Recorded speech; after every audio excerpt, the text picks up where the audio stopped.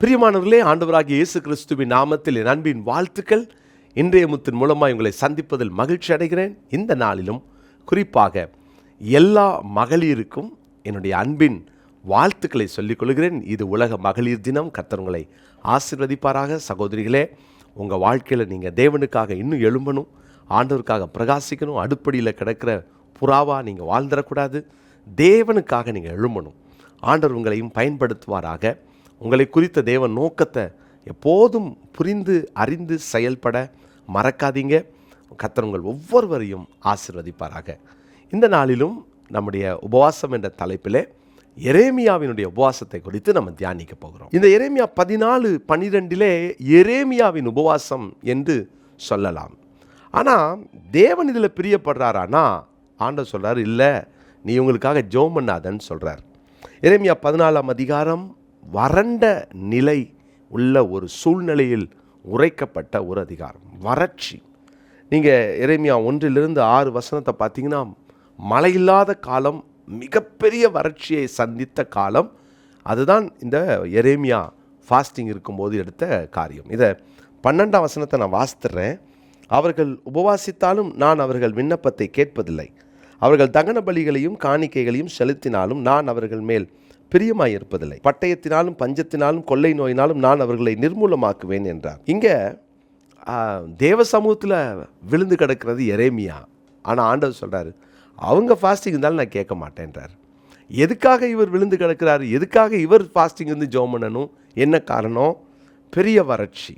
எரேமியா 6 வசனம், 7, 8, 9 வசனங்களை பார்த்தீங்கன்னா, இஸ்ரவேலுக்காக இவர் விண்ணப்பம் பண்ணுறார். ஐயோ, மழை இல்லையே, மழையை தாங்கன்னு ஜெபம் பண்ணுறார்.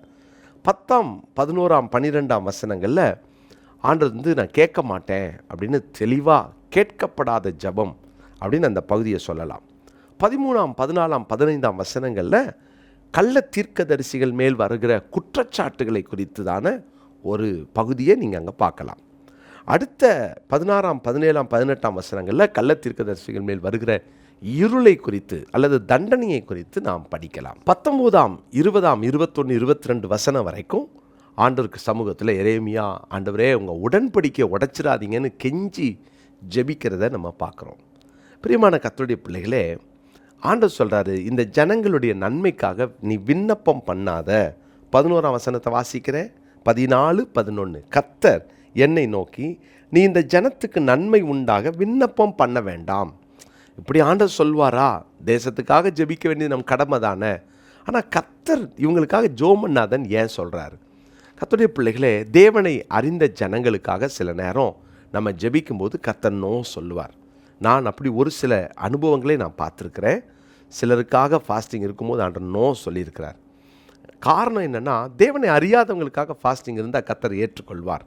ஆனால் தேவனை அறிந்தவர்களுக்காக ஃபாஸ்டிங் இருக்கும்போது ஆண்டவர் நோ சொல்வார். எனக்கு இந்த பகுதியை படிக்கும்போது தான் எனக்கு ரொம்ப அந்த காரியம் என் வாழ்க்கையின் அனுபவத்தோடு நான் அதை ஒப்பிட்டு பார்த்தேன். எதுக்காக ஆண்டவர் இவங்களுக்காக, இவங்க நன்மைக்காக ஜெபம் பண்ணாதன்னு சொல்கிறாரு? எரேமியா 14ஆம் அதிகாரத்தில் 3 கருத்துக்களை நான் சொல்கிறேன்.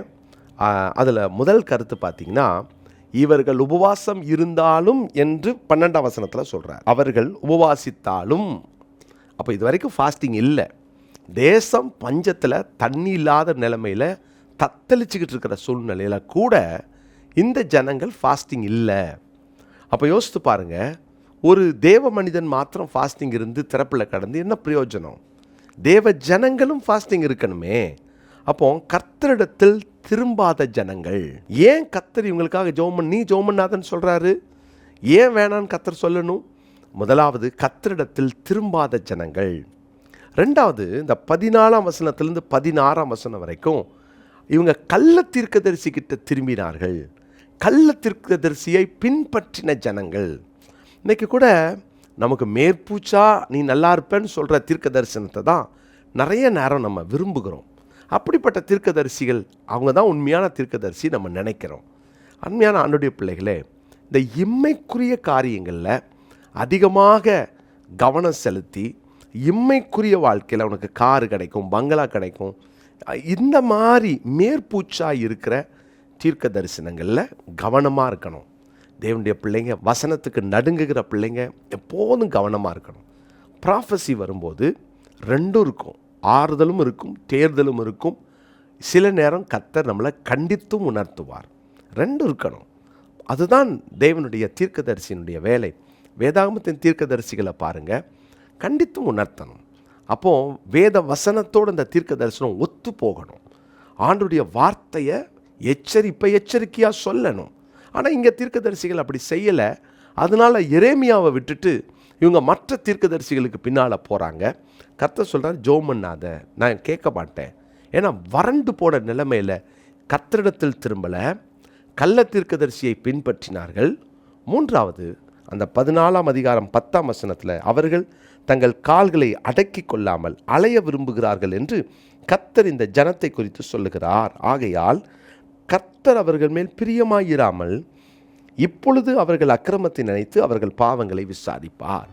பஞ்ச காலத்தில், வறண்ட காலத்தில் கூட இந்த ஜனங்கள் அவங்க அடங்கி தேவ சமூகத்தில் கிடக்காம அலைந்து திரிகிறார்கள், மனம் போல வாழ்கிறார்கள்.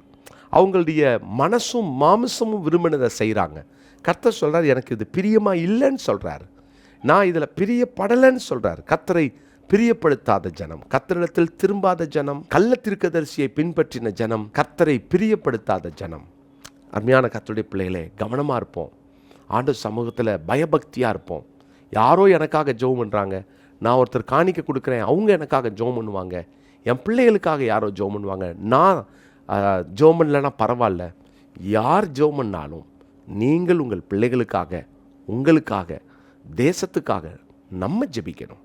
நம்ம மேலே விழுந்த கடமை மறந்துடாதீங்க. யாரோ ஜெபம் பண்ணுறாங்க, அதனால் கர்த்தர் அவங்க ஜெபத்தை கேட்டு தேசத்தை ஆசீர்வதிக்கட்டும்னு சொல்லிட்டு நம்ம ஒரு உக்கிரானத்துவம் இல்லாமல், ஒரு உத்தரவாதம் இல்லாமல் வாழ்வோம் என்றால் எப்படி நம்ம தண்டனைக்கு தப்பித்துக்கொள்வோம்?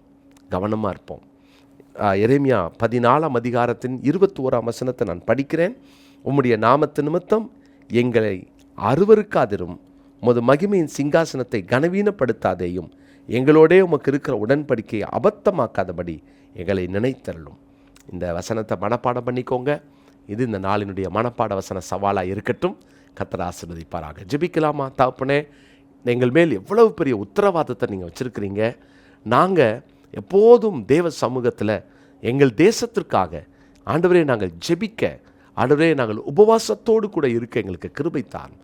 இவ்வளோ பெரிய பஞ்ச காலத்தில் கூட அன்றைக்கி அந்த ஜனங்கள் உங்களிடத்தில் திரும்பாமல் உங்களுக்கு பிரியமாக நடக்காமல் வாழ்ந்தாங்களே, எத்தனை பரிதாபம். நாங்கள் கவனமாக இருக்க எங்களை ஒப்பு கொடுக்குறோம், விட்டு கொடுக்குறோம். நாங்கள் ஒவ்வொரு காரியமும் கர்த்தருடைய வசனத்தின்படி நடக்கிற உத்தம மார்க்கத்தாராய் எங்களை மாற்றும். தாழ்த்தி அர்ப்பணிக்கிறோம். இயேசுவின் நாமத்தில் ஜெபிக்கிறோம் நல்ல பிதாவே, ஆமென்.